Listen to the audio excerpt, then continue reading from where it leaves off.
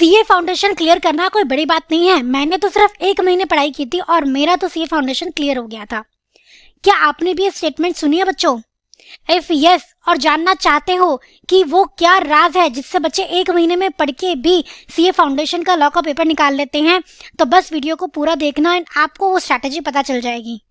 बच्चों, एग्जाम का टाइम नज़दीक है तो आप 100% सिलेबस पे फोकस करने के बजाय इंपॉर्टेंट चैप्टर्स पे फोकस करो जो आपको मैक्सिमम मार्क्स दे जाए। तो बच्चों, आज मेरा पर्पस है आपको वो इंपॉर्टेंट चैप्टर्स बताना जिनको अगर आपने बहुत बढ़िया तरीके से प्रिपेयर कर लिया तो आप इजीली लॉ में 60 में से 35 to 40 स्कोर कर पाओगे। और बाकी का आपका बीसीआर का जो पोर्शन है बच्चों, अगर आपने उसको अभी भी पढ़ना स्टार्ट किया तो आप 25 से 30 मार्क्स उसमें स्कोर कर लेते हो इजीली।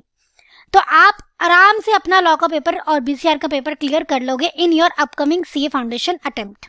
तो बच्चों, आपको सबसे पहले करना है सेल ऑफ गुड्स एक्ट 1930, फिर आप करोगे Indian partnership act 1932, companies act आपका हो गया 2013 और एलएलपी एक्ट 2008।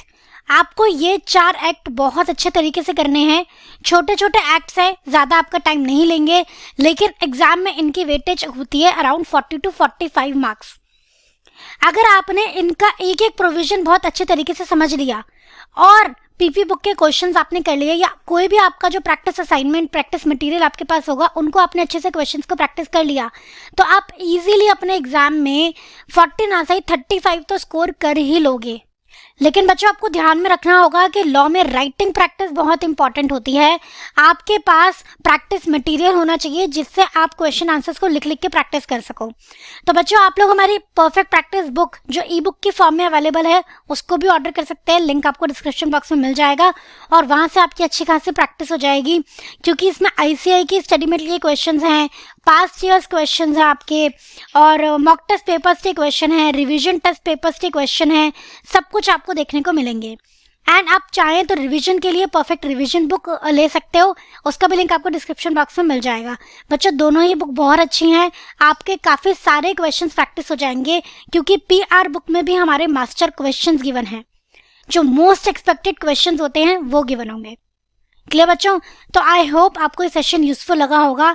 आप जो हमारी स्ट्रैटेजी उसको फॉलो करोगे और अपना अपकमिंग सीए फाउंडेशन का गोल्डन अटेम्प्ट क्लियर कर लोगे इन वन गो। तो आज का सेशन हम यहीं करते हैं, मिलते हैं नेक्स्ट सेशन में। थैंक यू सो मच बच्चों, जय श्री श्याम।